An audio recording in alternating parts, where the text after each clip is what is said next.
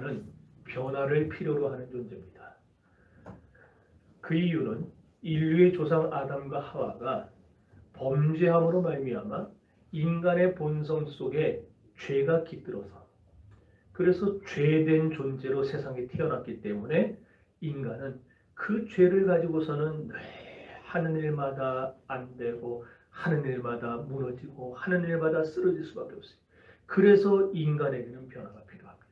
그냥 그대로 놔둬서는, 인간의 그 죄된 모습을 그대로 놔두면은 그 생각에 모순을 주고 행동에 모순을 줘서 결국 우리의 삶을 원래 가려던 곳에서 삐뚤어지게 잘못 가게 만들어버립니다.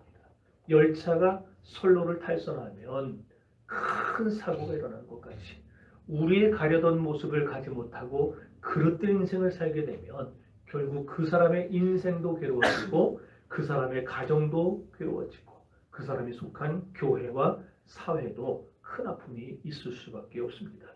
그러므로 인간에게는 변화가 필요합니다. 변화되지 않은 자기를 고집해서는 장차 미래를 살아갈 수 없어요. 왜 그러냐? 미래는 이미 모든 변화가 일어난 그 시점입니다. 그렇잖아요. 과거와 현재와 미래가 있는데 현재까지 있었던 모든 일들, 계속해서 일어나는 변화들은 지금은 변화되고 있는 거지만 미래의 시점에 가면은 과거가 돼버리는 거예요. 변화가 끝났어요. 그러니까 내가 여전히 변화되지 않으려고, 여전히 바뀌지 않으려고 하면 그 사람은 결국 어떤 말이냐? 미래를 살 수 없는 사람이라는 말이에요. 그래서 사람들이 포기합니다. 그래서 하다 안 된다고 모든 것을 다 내려놓고 극단적인 선택을 하는 경우가 있습니다. 그러므로 여러분이 진정으로 여러분의 생활이 바뀌기를 바라고 이 세대가 변화되기를 바란다면, 여러분의 가정과 여러분의 생활이 변화되기 원한다면 먼저 우리가 변화의 물결 속으로 들어가야만 하는 것입니다. 그러나 우리 삶에 이런 절실한 변화는 세상의 방법들로는 결코 이룰 수가 없어요. 그래도 사람들은 여전히 옛 방법을 고수합니다. 환경의 변화를 통해서 상황을 바꿔보려고 애쓰어요. 그래서 교육의 방법을 바꿔보고 제도를 바꿔보고 법을 고쳐봅니다. 그러나 여러분들도 아시지만 수없이 많은 헌법의 개정이 일어났었고 수없이 많은 그런 제도의 보완이 일어났었고 수없이 많은 교육의 방법들이 다 정권들이 들었을 때마다 교육은 이렇게 한다 저렇게 한다 다 세워봤지만 그것이 어땠어요? 성공하지를 못했어요. 여전히 우리를 힘들게 합니다. 여전히 우리를 어렵게 합니다. 그 왜 그러느냐? 인간이 가진 방법으로 내가 이 생활의 환경을 충분히 변화시킬 수 있다. 여기서 출발하기 때문에 그래요. 그 잘못된 논지에서, 그 잘못된 전제에서 출발하기 때문에 아무리 우리가 생활을 바꿔보고 뭐 상황을 바꿔본다고 한들 우리의 실제 삶이 달라지지 않는 것입니다. 외적인 인간의 노력이 성공한 적은 그래서 역사상 단 한 번도 없었습니다. 오늘날 우리 사회의 고민이 바로 그거예요. 해도 안 된다는 겁니다. 해봐도 안 된다는 겁니다. 변화를 시도하는 것은 잘못이 아닙니다. 문제는 무엇을 변화시켜야 하느냐가 중요한 겁니다. 무엇이 변해야 하느냐, 이 변화 대상을 제대로 선정하는 것이 무엇보다 중요하다는 거예요. 우리는 그동안 외적인 것을 변화시키려고 했어요. 제도를 변화시키고 그 다음에 법을 변화시키고 교육을 변화시키고 내 주변에 있는 사람들을 변화시키려고 했어요. 그런데 안 변해요. 그러면은 이걸 통해서 우리는 이제 뭘 깨달아야 되느냐? 이렇게 외적인 것을 변화시키는 것은 실패할 수밖에 없구나. 그럼 뭘 변화시켜야 될 것인가? 도대체 뭐가 변화돼야 진정한 변화가 일어나고 회복이 일어날 것인가? 한 세대는 가고 한 세대는 오되 땅은 영원히 있도다. 이 말씀이 보여주는 것은 사람은 왔다가 가는 존재예요. 그렇기 때문에 막 지금 열심히 해보지만 이 사람이 시한이 차서 떠나가 버리면 또 다른 사람들이 와서 그걸 또 다 뒤집습니다. 정권 바뀔 때마다 그러잖아요. 전 정권이 했던 거 죄다 그냥 다 없애버리고 새로운 사업한다고 또 그냥 돈을 갖다 쳐바르고 그 남으면은 보도블록 새로 깔고 다 그러잖아요. 왜? 외적인 변화로 충분히 변화시킬 수 있다고 착각하기 때문에 그래요. 그러잖아요. 외적인 변화로는 역사를 바꿀 수 없습니다. 그럼 무엇이 변해야 진정한 변화가 일어나느냐?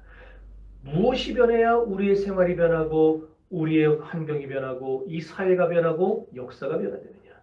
그것은 바로 나 자신의 변화입니다. 아멘. 내가 변해야 환경이 변하고 아멘. 내가 변해야 내 생활이 변하고 내 속사람이 변해야 이 역사가 변하는 거예요. 아멘. 변화는 남이 아닌 자기 자신으로부터 시작이 되어야 됩니다. 외적인 것이 아닌 나의 내면 세계의 변화로부터 진정한 변화가 시작이 되어야 됩니다. 이렇게 자기 내면의 변화가 시작될 때에 그 변화의 물결이 이 사회를 휘덮을 때에 그제서야 우리 사회는 그토록 바라는 살기 좋은 사회가 될 수 있는 것이 변화는 결단코 인간의 수단과 방법으로 인간의 의지로 만들어지지 않는 것입니다. 그렇다면 이런 인간 내면의 변화는 무엇에서 비롯되는가? 오늘 본문의 말씀은 여기에 대해서 분명하게 보여줍니다. 인간의 내면의 진정한 변화는 뭐로부터 시작되느냐? 하나님의 은혜를 받음으로써 가능합니다. 그러므로 바울 사도는 고린도전서 15장 10절에서 나의 나 된 것은 하나님의 은혜로 된 것이라고 말씀하고 있습니다. 바울이 바울 된 것은 은혜 때문입니다. 아멘. 오늘 여러분들이 하나님의 은혜를 받아야 여러분의 심령이 변하고 여러분의 가정이 변하고 여러분의 학교가 변하고 여러분의 내면이 변하고 여러분의 육신이 변하고 여러분의 역사가 변하게 되는 거예요. 은혜 받아야 사람이 변화되는 이유는 왜 그런가? 하나님이 아예 처음부터 은혜라는 도구를 인간을 변화시킬 수 있는 유일한 도구로 선택하셨기 때문에 그렇습니다. 그러니까 공식을 문제를 풀 때 이 공식 A라는 공식이 있어야 이 문제가 풀리는데 B라는 공식 가져가 대보고 C라는 공식 가져가 대봐야 문제는 안 풀려요. A를 갖다 풀어야 되는 거예요. 아멘. 마찬가지로 하나님의 은혜라는 공식을 갖다 우리의 삶에 대입을 해야 우리의 인생의 문제가 풀리고 우리의 인생의 어려움들 환경들이 변화가 되는데 이거는 갖다가 풀 생각을 안 하고 여전히 B와 C를 갖다가 해봐야 되지 않는다는 거예요. 바다에 자연적으로 발생하는 원소들이 몇 가지가 있는데 그 중에 소디움이라고 하는 게 있어요. 소디움. 또 클로라이드라고 하는 음이온이 있습니다. 근데 이 문제는 클로라이드라는 거는요. 독성이 있어서 인간을 죽여요. 근데 바다에 나오는 음이온 중에 90%가 클로라이드예요. 그럼 우린 바다에 들어가면 다 죽어야 돼요. 그러잖아요. 클로라이드가 사람에게 접촉하면 사람을 죽인대요. 그냥 그 자리에서. 그럼 우린 바다에 들어가면 다 죽어야 돼요. 그런데 안 죽잖아요. 왜 안 죽느냐? 클로라이드에게 소디움이 가서 딱 결합하면 얘가 변해요. 뭘로 변하냐면 여러분 잘 아는 걸로 변해요. 염화나트륨. 소금으로 변합니다. 그래서 바다에 제일 많이 발생하는 양이온이 소디움이고 제일 많이 발생하는 음이온이 클로라이드지만 얘네들이 결합해서 소금을 만들어내기 때문에 사람이 바다에 들어가도 안 죽고 거기서 안전하게 사는 거예요. 그리고 바다의 생물들이 마음껏 거기서 생활할 수가 있게 되는 겁니다. 여러분, 인간이 인간 그대로의 옛 모습을 간직하고 있으면은 사람을 죽이는 존재가 돼요. 타락한 존재 그대로 있으면 아무리 이 존재 위에 교육을 갖다 뒤집어쓰고 윤리를 갖다 뒤집어쓰고 교육을 또 뭐 그냥 교육으로 무장을 해도 치장을 해도 인간 스스로 이 죄된 모습 그대로 있으면은 여전히 우리는 어떤 존재냐? 독소를 내뿜어요. 불의하고 패역한 독소를 내뿜는 그런 죄인일 수밖에 없다는 겁니다. 우리가 이 죄된 본성 그대로 있으면 사람을 죽이지만 여기에 하나님의 은혜라는 소디움이 들어오면 우리 같은 클로라이드도 새롭게 변화가 될 수 있는 거예요. 아멘. 악한 사람이 선한 사람이 되는 것이고 불의한 사람이 의로운 사람으로 변화되게 되는 거예요. 아멘. 그러므로 우리가 진정으로 변화되길 바란다면 우리가 무엇에 힘써야 되는가? 하나님의 은혜 받는 일에 힘써야 돼요. 아멘. 성경은 이런 하나님의 은혜를 받으면 우리의 삶에 어떤 변화가 일어나는가에 대해 두 가지로 말씀을 해줍니다. 첫째로 사람이 한없이 의로워집니다. 아멘. 로마서 3장 24절에 보면 그리스도 예수 안에 있는 구속으로 말미암아 하나님의 은혜로 값없이 의롭다 하심을 얻었나니 그랬어요. 여기서 은혜란 예수 그리스도의 보혈을 의미합니다. 그러므로 예수를 통하여 구원의 은혜를 받으면 그 사람이 어떻게 되느냐? 너무너무 의로워진다는 거예요. 아멘. 은혜 받으면 악해질래 악해질 수 없습니다. 아멘. 은혜 받으면 사람이 선하게 됩니다. 아멘. 보세요, 보세요. 여러분들 다 선해 보이잖아요. 아멘. 이렇게 해도 아멘도 잘 안 나오고 한편에 2부에 그동안 제가 만났던 교회들 중에 이 믿음이 안 자라가지고 막 고민하는 분들이 있었어요.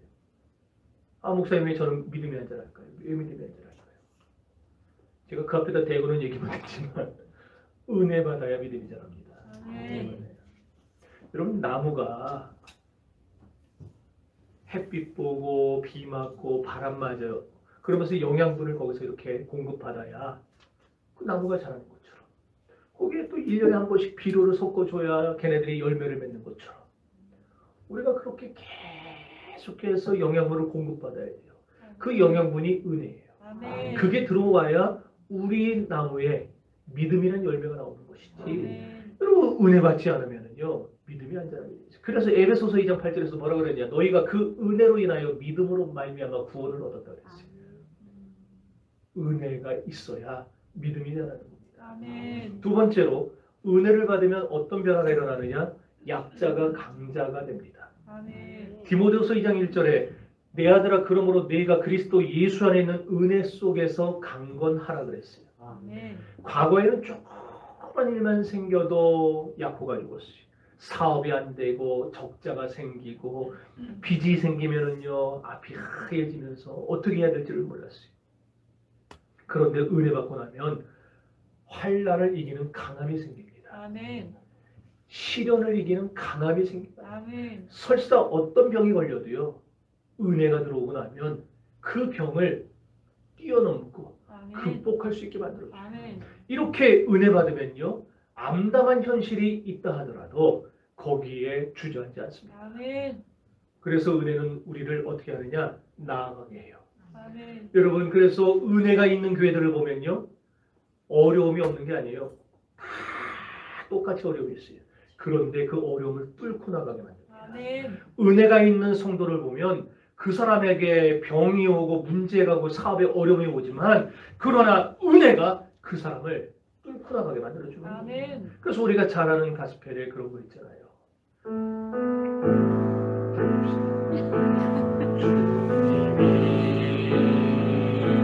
주님 식당으로 한 걸음씩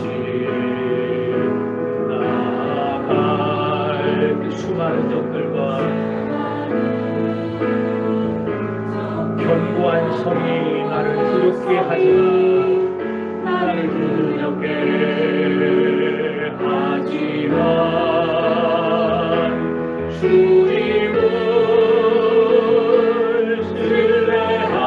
신뢰함으로 주님을 의지하고 주님이 주시는 담대함으로 주시는 담대함으로 큰 소리 외치며 나아가는 이 산들을 내게 주소서. 그날을 주께서 말씀하신 이제 내가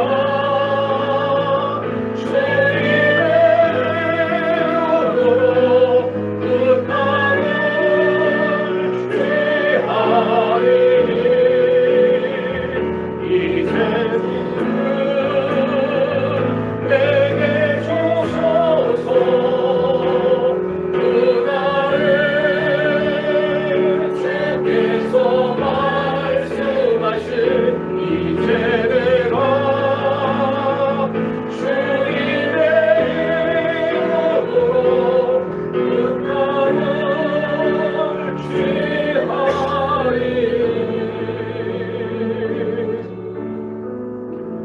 그렇게 은혜 받으면 우리 생활에 다양한 영향을 미치기 때문에 히브리 기자는 히브리 13장 9절에서 마음은 은혜로 체험이 아름답다 그렇게 말했습니다.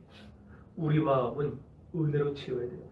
그래야 그 사람이 아름다워지. 아멘. 그래야 그 사람의 생활이 보기에 좋고 그 사람의 환경이 아름답게 변하고. 아멘. 은혜는 생각을 변화시키고 우리의 생활을 변화시키고 내 삶을 완전히 변화시킵니다. 아멘. 과거에는 뭐 좀 잘 되면 내가 잘해서 그런 줄 알았어요. 내가 잘나, 내가 똑똑해가지고 내가 요 순간에 판단을 잘했어. 내가 저 사람을 미리 잘 사귀어놔가지고 다 그런 줄 알았어요. 그런데 은혜 받고 나면요 모든 결과 다 하나님께 돌립니다. 아멘. 하나님이 하셨습니다. 아멘. 하나님의 은혜입니다. 아멘. 뭐 하나 하고 내가 한 거야. 그러는 사람은요 은혜 없는 사람이에요. 느부갓네살 보세요. 그냥 바벨론 왕궁에 올라가가지고 다 도성을 바라보니까 기가 막힌 거예요. 이게 다 이거 일부 때 안 한 얘기예요. 다 보고 나서 이야 내가 그러다가 하나님께 정죄받아가지고 어떻게 됩니까? 소처럼 들판에 뛰어다니면서 그냥 그 풀이나 뜯어먹고 그러고 지내잖아요. 뭐가 되는데 내가 그러면 뭐가 안 된다고 약호 죽고 그러면 안 돼요. 뭐가 되든 안 되든 은혜가 있는 사람은 다 하나님이 하십니다. 그 말이 나와요. 그러니까 하나님이 하시는 거예요. 아멘. 은혜를 받으면요 변화되고 다 새로워져서 잘못된 버릇들도 다 세상에 못된 버릇들 다 끊어냅니다. 아멘. 술 담배 하는 버릇, 세상에 거짓말하는 버릇, 도박하는 버릇, 바람 피는 버릇 이런 잘못된 버릇들이 은혜 받고 나면 싹 사라져요. 아멘. 내가 끊으려고 해야 끊어져요. 그거. 마귀가 얼마나 우리를 강하게 쥐고 있는데. 그렇다면 은혜 받는다는 말이 무슨 말인가? 그것은 바로 예수 안에 산다는 말이에요. 아멘. 요한복음 1장 14절 보면은 말씀이 육신이 되어 우리 가운데 거하심에 그 안에는 은혜와 진리가 충만하다고 그랬어요. 아멘. 그 안에는 은혜와 진리가 충만하다. 누구 안에? 예수 안에. 아멘. 17절에 가보면은 율법은 모세로 말미암아 주신 것이요 은혜와 진리는 예수 그리스도로 말미암아 주신 것이라고 했습니다. 아멘. 그러니까 결국 무슨 말입니까? 예수 그리스도 안에 은혜가 충만하다는 거예요. 아멘. 그러니까 우리가 은혜 받는다는 말은 어떤 말이 되느냐? 예수 안에서 산다는 말이 되는 겁니다. 아멘. 그러니까 여러분 예수 안에 살면 은혜가 오게 되어 있어요. 아멘. 여러분 예수 안에 살고 교회 안에 살고 신앙 안에 살면 하나님이 다 여러분에게 옛 습관을 버리게 하시고 아멘. 옛 방법을 뜯어고치게 하시고 아멘. 옛 삶의 방법을 다 정리하게 하셔서 아멘. 새롭게 은혜롭게 살 수 있도록 만들어 주신다는 거예요. 아멘. 은혜 없이 살면요 결국에는 여러분 스스로가 새로운 삶의 걸림돌이 됩니다. 은혜 없이 살면은요 그 방법 그대로 가지고서는 미래에 대처할 수가 없어요. 살아갈 수가 없어요. 시대에 도태되고 마는 거예요. 새술은 새 부대에 넣어야지 자꾸 옛 부대 옛날 부대에 넣으면 터지는 거예요. 여러분 새로운 시대는 은혜를 받고 새 출발해야 됩니다. 아멘. 이제 우리 교회가 2021년이 2달 남았어요. 내년도에는 더 강하게 드라이브를 걸어야 될 텐데 새로운 시대를 맛보고 싶다면 은혜 받고 출발해야 돼요. 아멘. 이 남은 2개월 여러분 하나님이 주시는 은혜로 무장하시고 내년 새해 시작할 때에 2022년을 은혜로 출발하면 여러분의 앞길은 하나님이 다 알아서 정리해 놓으십니다. 아멘. 여러분의 앞길이 말씀 나오는 이제 시편 84편에 시온의 대로처럼 열어놓으실 거예요. 아멘. 믿습니까? 아멘. 네. 여러분 은혜의 주인은 누구예요? 하나님이에요. 아멘. 이 말은 다시 말하면 은혜는 하나님이 주셔야 받는다는 겁니다. 아멘. 그럼 하나님이 은혜 주시는 사람이 있어요. 누구에게 주시느냐? 막 아무한테나 주는 건 아니고 은혜는 주시는 사람이 있어요. 근데 이 하나님의 은혜란 말은 다른 말로 하면 선물이란 말인데 선물엔 두 가지 의미가 있습니다. 하나는 예수 그리스도로 말미암아 구원받은 상태 그것이 은혜예요. 그것이 선물이에요. 그러니까 여러분들 여기 있는 여러분들은 예수로 인해서 구원받았어요? 못 받았어요? 못 받았어야지? 받았죠? 아멘. 그러니까 여러분들 하나님의 은혜를 받은 거예요. 아멘. 그런데 이걸로 만족하면 안 되고 계속 은혜로 채워야 아름답다 그랬듯이 여러분들 계속 은혜를 받아 나가야 돼요. 아멘. 그런데 이걸 가능하게 하는 게 뭐냐? 두 번째, 은사. 하나님이 주는 선물이 은사입니다. 헬라어의 카리스마라고 그러죠. 카리스마. 아, 저 사람 카리스마 있어. 그 카리스마 있다는 말이요, 은사가 있다는 말이에요. 그 은사가 뭐예요? 제가 철야 때마다 하잖아요. 지혜 말씀 연사, 지식, 이번에 똑바로 해야지. 지식의 말씀, 지혜 말씀 연사, 그 다음에 믿음 연사, 능력 연사, 예언 연사, 영분별 연사, 병 고치는 은사, 그 다음에 방언 연사, 방언 통역 연사, 9가지 맞죠? 아멘. 이런 은사들을 주세요. 그러니까 여러분이 예수 그리스도로 인해 구원 받았어요. 그 은혜는 받았어요. 근데 이걸로 만족하면 안 되고 여기에 은사들을 채워야 되는 거예요. 아멘. 그래야 하나님이 그 때에 맞게 여러분을 통해서 낙심한 사람을 권면하고 아멘. 어려운 사람을 도와주게 하고 아멘. 실패한 사람을 일으켜주게 하고 아멘. 이런 일들을 하게 하시는 거예요. 아멘. 그게 교회가 해야 될 일이에요. 아멘. 그러니 이런 은혜를 그러면 하나님 누구에게 주시느냐? 아까 말하다 말았는데 이런 은혜는 간구하는 사람에게 주십니다. 아멘. 사람들은요, 돈 많이 가지면 세상을 잘 살 것처럼 생각해요. 명예가 있어야 세상을 산다 생각하고 권력이나 많은 지식이 있어야 세상을 떵떵거리고 살 수 있다고 말을 합니다. 그런 논리가 맞다면은 세상에 성공한 사람들은 다 행복해야 됩니다. 그렇잖아요. 장관 되고 교수 되고 뭐 그냥 부자 된 사람들 다 행복해야 돼요. 그런데 유감스럽게도 성공한 사람 중에도 불행한 사람이 있습니다. 그 이유는 사람이 정해놓은 행복의 수단과 조건이 인간을 진정으로 행복하게 만드는 것이 아니기 때문에 그렇습니다. 세상의 행복은 인간의 조건으로 오는 것이 아니라 하나님의 은혜로 살 때에 주어집니다. 놓아보세요. 모든 것이 썩을 대로 썩은 시대였어요. 회개하고 강포한 시대였어요. 그런 시대에 주먹의 힘을 믿고 살던 그 시대에 노아는 여호와께 은혜를 입었다고 말씀합니다. 여러분, 말이 안 통하는 시대예요. 폭력이 난무하는 시대예요. 모든 불법과 더러움의 판을 치는 시대예요. 그런 시대에 노아가 살아남을 수 있었던 것은 다른 것이 아니에요. 명예도 아니었고 권력도 아니었고 능력도 아니었어요. 오직 하나님의 은혜가 노아를 붙들어 주니까 노아가 그 시대를 살 수가 있었던 겁니다. 마찬가지예요. 오늘날 이 시대는 노아 시대 못지 않습니다. 소돔과 고모라 못지 않아요. 이 시대는 여전히 썩고 부패했고 더럽고 모든 것이 죄를 먹고 사악하고 음란한 시대입니다. 강팍함이 판을 치는 시대입니다. 이런 시대에서 내가 세상적인 힘으로 살아봐야지, 내가 세상적인 능력으로 살아봐야지, 해보세요. 되나 안 되나? 해봐도 안 돼요. 이런 시대를 우리가 살길 원한다면, 이런 시대를 제대로 살아보기 원한다면 저와 여러분은 은혜를 받아야 됩니다. 아멘. 그러므로 세상을 살아가는 필수 조건은 돈이 아닙니다. 능력이 아닙니다. 세상을 살아가는 필수 조건은 바로 하나님의 은혜입니다. 아멘. 이렇게 값진 은혜를 하나님은 아무한테나 주시지 않고 간구하는 사람한테 주신다고 했어요. 오늘 본문에 보면 엘리사가 엘리야와 함께 베델에 갔을 때 수백 명의 선지생도가 몰려듭니다.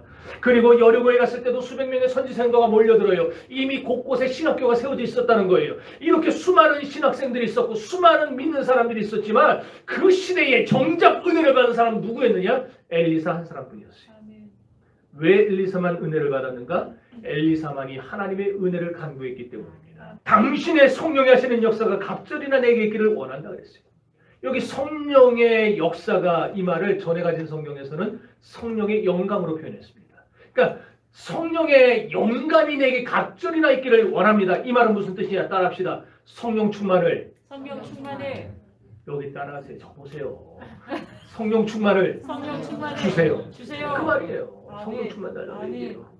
그랬더니 엘리야가 10절에서 말하기를 하나님께서 나를 회오리바람으로 데려가시는 것을 볼 때에 그걸 내가 보면은 받을 것이고 못 보면은 못 받을 것이다 그랬어요. 그런데 어떻게 됩니까? 은혜 받으니까 엘리사의 신령한 영안이 열려가지고 그거 봐요. 불말과 불병거가 내려와서 엘리야를 태우고 승천하는 그 영광의 역사를 보게 됩니다. 여러분, 은혜 못 받으면요 내가 죄인 것 같기도 하고 아닌 것 같기도 해요. 그래가지고 분별이 안 되는 거예요. 이걸 먹어도 될 것 같고 안 먹어야 될 것 같고 이래요. 그런데 은혜 받고 나면요 확실하게 구별이 됩니다. 내가 이걸 먹어야 되느냐 안 먹어야 되느냐, 아멘. 내가 여기 가야 되느냐 말아야 되느냐, 아멘. 이게 내가 흥할 길이냐 망할 길이냐 이게 아멘. 보여요. 그러니까 아멘. 여러분 사업할 때에 직장이나 이거 뭐 할 때에 정말 여러분들이 이거 하면은 되겠습니까? 그거 나한테 묻지 말고 여러분들이 은혜 받으면은 하나님이 여러분에게 가르쳐 주세요. 아멘. 황 목사야, 홍장로야, 걸로 가면 안 돼, 걸로 가면 안 돼. 하나님이 다 가르쳐 줘요. 아멘. 아멘은 입장에서만 나오고 참. 네. 홍해가 쫙 갈라졌을 때에 홍해가 있었을 때는 건너편 땅이 안 보였어요. 근데 홍해가 갈라지고 나니까 저 건너편 땅이 보이는 거예요. 우리가 가야 될 길이. 마찬가지로 은혜 받으면은 여러분 앞에 안 보이던 것을 하나님이 싹 열어주세요. 아멘. 딱 베껴주세요. 아멘. 그래가지고 내가 이 길을 가야 되는구나. 이건 내가 가면 큰일 날 길이구나. 하나님이 깨닫게 해주시네요. 아멘. 그렇기 때문에 여러분들 은혜 받으시기를 바래요. 아멘. 그 다음에 은혜 받고 나면은 영안이 열리고 나면은 뭐가 오느냐? 사명감을 느낍니다. 아멘. 하늘에서 엘리야의 겉옷이 떨어졌는데 이 겉옷은 뭐냐면은 선지자에게 주신 사명을 의미합니다. 그러니까 이 사명을 엘리사가 집어들었어요. 이것은 엘리야의 사명을 엘리사가 승계했다는 걸 말합니다. 그러니까 엘리사가 하나님이 주시는 사명을 깨달은 거예요. 그리고 사명을 붙들고 사는 겁니다. 큰일 났다. 은혜 받으면 다 목회해야 되나 보다. 그런 거 아니에요. 여러분 절대 그런 생각 하지 마세요. 여러분이 정말 신학교 가야 될 사람이 제가 보이면은 따로 부를 겁니다. 하나님이 부르시는 것 같은데 기도해 보시라고 이러지. 제가 그러지도 않았는데 여러분 알아서 신학교 그러지 마세요.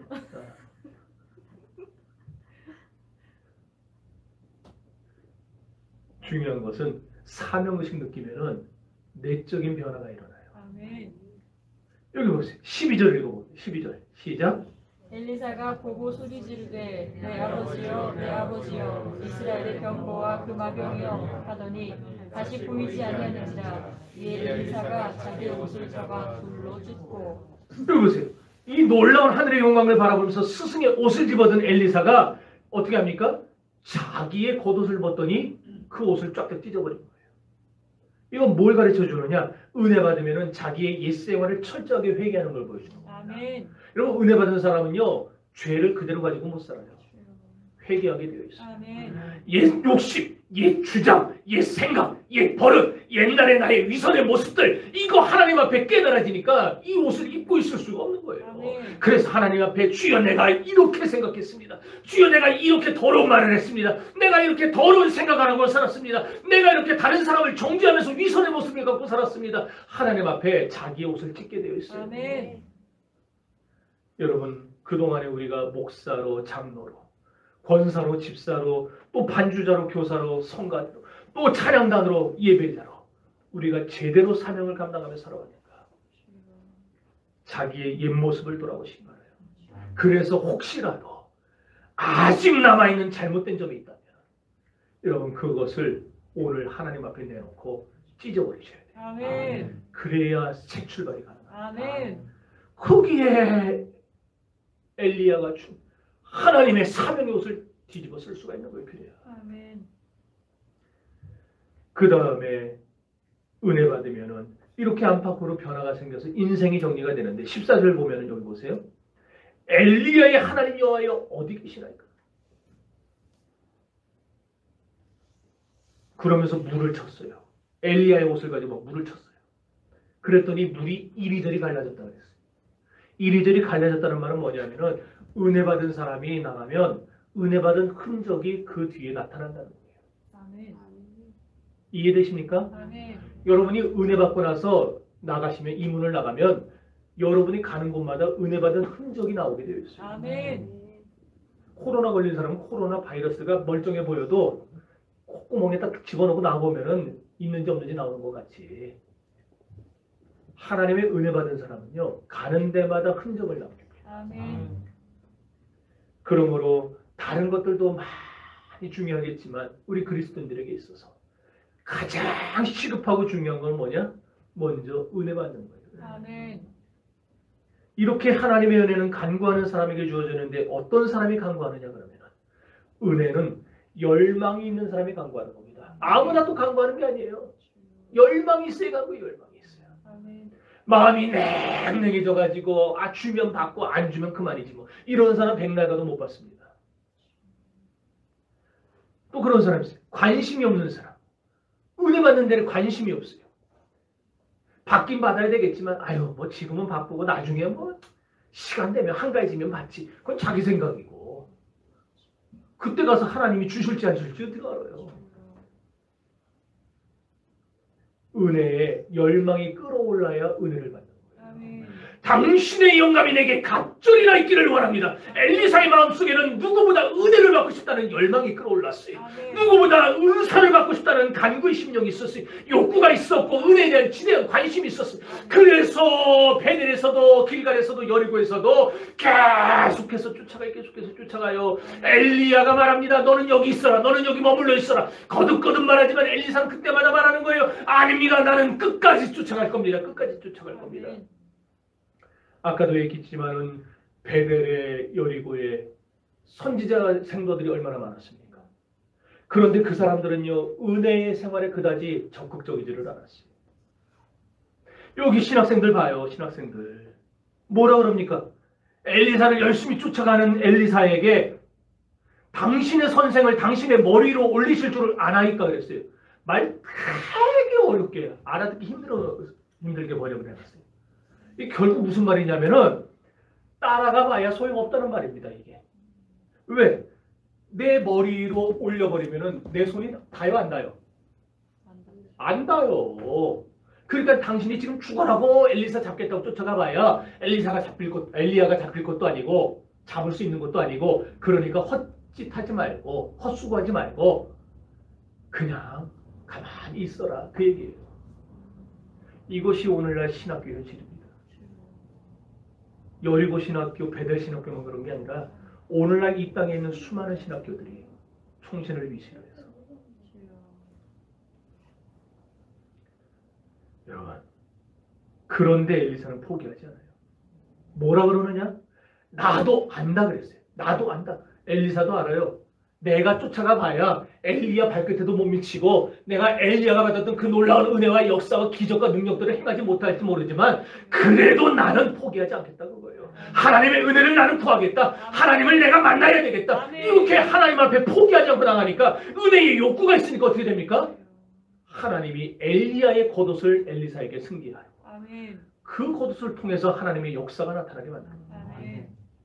오늘날 은혜에 대한 욕구가 없으면 은혜 받지 못합니다.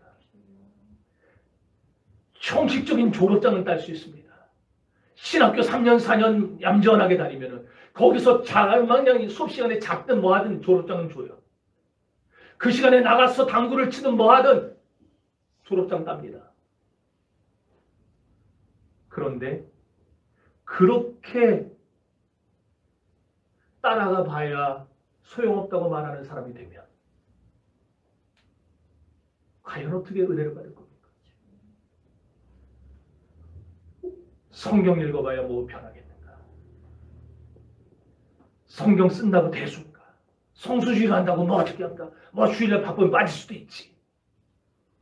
11주 한다고 지금 내 팍팍한 삶이 변하겠는가? 그런 사람이 은혜 받겠냐고요. 오늘날 목사의 비극은 은혜 못 받고 목회하는 겁니다. 오늘 저도 그렇고 우리 성도들도 그렇고 은혜 받아야 됩니다. 아멘. 은혜 받아 저는 목회하고 여러분은 은혜 받아 신앙생활하고. 아멘. 엘리사가 축제고 따라하니까 아까 얘기했죠. 엘리야가 말하는 거예요. 너 따라오지 말고 여기 있어라 여기 있어라. 그래도 엘리사가 말합니다. 여호와의 사신과 당신의 혼의 삶을 가리켜 내가 맹세하노니 내가 당신을 떠나지 않겠나이다. 이 말은 뭐냐? 당신의 마음속에 여호와 하나님이 살아계신 것이 확실한 것처럼 내가 지금 당신을 따라가야겠다는 이 결심도 확실합니다. 그 얘기예요. 아멘. 그러니까 말리지 말라는 겁니다. 아무리 뜯어 말려도 나는 끝까지 따라갈 거니까 끝까지 은혜 받을 거니까 다른 말로 하면 나 은혜 주실 때까지 할 거니까 한번 해보자는 거예요. 이런 사람이 은혜 받는 거예요. 아멘. 우리 정신교회에 여러 사람들이 있지만 우리 교회에서 은혜 받는 사람은 열정이 있는 사람, 은혜의 열망이 끓어오르는 사람이 받는 것이고, 아멘. 한국교회 수많은 목회자와 성도들이 있지만 그 중에 하나님이 은혜 주시는 사람은 하나님 나에게 은혜 주세요. 나에게 은혜 주세요. 나도 은사 받고 싶어요. 하나님 앞에 매달리는 사람에게 하나님이 은혜 원사를 주시는 거예요. 아멘. 이렇게 은혜에 대한 열망이 있는 사람은 영적으로 깊어집니다. 아멘. 그러면서 세상을 신령한 입장에서 살아가게 돼요. 아멘. 그런 사람은 세상을 쉽게 삽니다. 아멘. 공부 많이 못하는, 시험인데 공부 많이 못한 사람. 하영이 시험 준비 많이 했어? 대학에는 이거 없잖아요. 뭔지 알죠? 예전 저 학교 다닐 때 지금 연필은 8강 연필이지만은 그때는 4강 연필이 있었어요. 그래서 1번, 2번, 3번, 4번 딱 써놓고 모르면 굴리는 거예요. 그냥 그 나오는 번호 쓰고. 네. 해봤을 거예요 아마. 저만 한 게 아니고. 시험 준비가 다 돼 있는 사람은요, 학생은 어떤 문제가 나와도 아 하고 씁니다. 근데 시험 준비가 안 돼 있는 사람은요, 앞에 하얘지면서 연필 굴리는 거예요. 그러니까 선생님한테 야 연필 굴러가는 소리 들린다. 그만 굴려.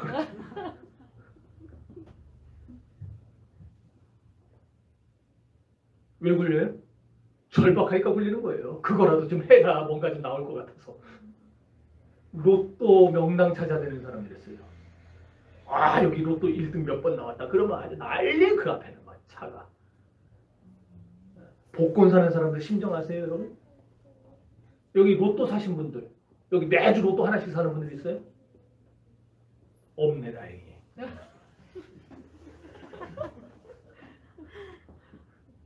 사는데 창피해서 못 드는 사람 손 들어보세요.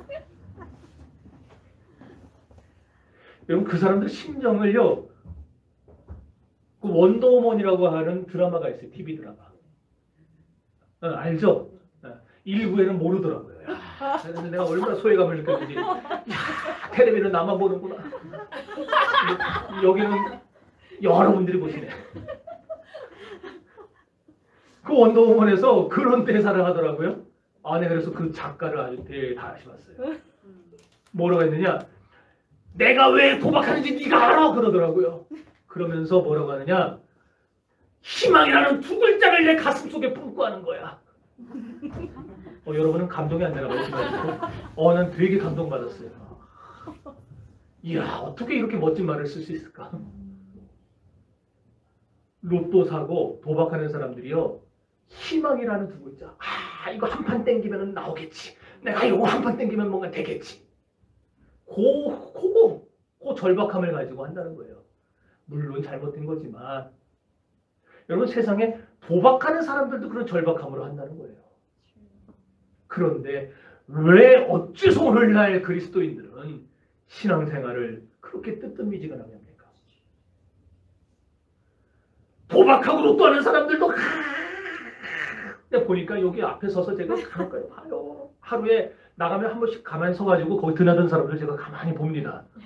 그러면은요, 이제 20 간 넘은 그런 처자들도 보이고, 임산부도 있고, 나이 지긋한 어른들도 있고, 아주 다양해요. 들어가가지고 그 사람들요, 여기만 이만한 공책들이 있더라고요. 다 연구한 거, 번호 연구하고, 뭐 당첨된 번호들 다 걸어놓고 막 자기들이 해요. 거기 들어가면 선문고 들어가면은 앉아있는 처음에 그거 그 사람들 뭐 공부하는 사람들이 이제 났었는데 보니까 로또 번호 연구하는 사람들이더라고요. 이렇게 딱 하고서 막 옆에 사람하고 서로 논의하면서 지난주에는 당첨 번호가 뭐였는데 이번에 뭐 될 것 같냐고 서로 그런 열심이 있더라고요. 그 사람들도. 로또 한번 대보겠다고 매번 거기다가 그냥 돈 처발라 가면서 그렇게 하는데 우리 그리스도인들은 신앙생활을 하는데 열망이 없어요. 열망. 내가 반드시 은혜 받아야지. 내가 반드시 은혜의 대박을 받아야지. 그런 생각이 하나도 없어요. 그냥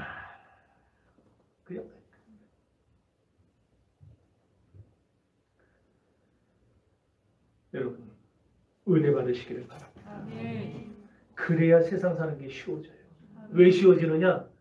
은혜가 들어오면은 하나님이 내가 헤아려서 생활하는 게 아니고 하나님이 다 헤아려 주세요. 아멘. 그래가지고 갈 곳과 안 갈 곳, 먹을 것과 못 먹을 것, 흥할 일과 망할 일 하나님이 다 구분하게 해주신다. 아멘.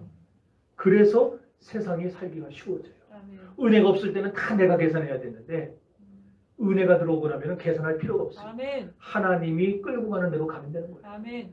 그래서 사람은 결국 은혜 받은 만큼 살게 되는 것입니다. 아멘. 은혜 많이 받으면 삶이 깨끗하게 사라지게 됩니다. 아멘. 은혜 받으면 바로 사라지게 됩니다. 아멘. 은혜 받으면 이기며 살게 됩니다. 아멘. 그러니 여러분, 오늘날 예수 믿는 사람들 중에 생활이 아주 지저분한 사람이 있어요. 복잡한 사람이 있어요. 끊어야 하는데 못 끊어요. 불신자들과 별로 다를 바가 없이 삽니다. 그래서 다른 사람에게 상처를 줘요. 그걸 보고 실망해서 교회를 떠나는 사람들이 있어요. 뭐 교회 다니는 사람들이 저러냐 그래요. 왜 그럽니까? 교회는 다니지만 은혜를 못 받아서 구원의 은혜는 받았지만 계속해서 이걸 채워나가야 되는데 그러지는 못하니까 이 라떼는 있어요. 레벨은 있어요. 라벨. 로가디스라는 라벨을 붙이고 살아가는데 은혜를 못 받으니까 생활이 따라오질 못해요. 여러분, 신자라는 라벨 붙인 걸로 만족하지 마시고 은혜 받아서 생활하시기 바랍니다. 아멘. 제가 오늘 이렇게 하나님의 은혜를 강조하는 이유는 그리고 또 얼만큼 제가 지난 1년 반 동안 설교하면서 은혜를 많이 강조했습니까? 저만큼 강조하는 사람들도 아마 드물 거예요. 그 이유는 여러분의 흥망성쇠가 2022년도에 여러분이 흥하고 망하는 것이 하나님의 은혜를 받느냐 못 받느냐에 달려있기 때문입니다. 사랑하는 성도 여러분, 은혜 받으십시오. 아멘. 은혜의 맛을 보십시오. 아멘. 그래야 여러분의 인생이 하나님의 손에 붙들려 살아갈 수가 있습니다. 은혜는 누가 받아요? 간구하는 사람이 받아요. 아멘. 간구하되 열정 있는 사람이 간구하는 거예요. 아멘. 저는 우리 정신교회 성도들이 은혜를 사모하는 열정이 끌어오르기를 바랍니다. 아멘. 그래서 모이기만 하면 기도하고 모이기만 하면 성령의 충만을 달라고 부르짖고 아멘. 그래서 우리 교회에 제가 날 기도하는 거 있잖아요. 우리 교회에 문지방을 밟고 들어가는 모든 생명들 어린아이로부터 노인에 이르기까지 방해로부터 영화부에 이르기까지 다 성령 충만하게 달라고. 아멘.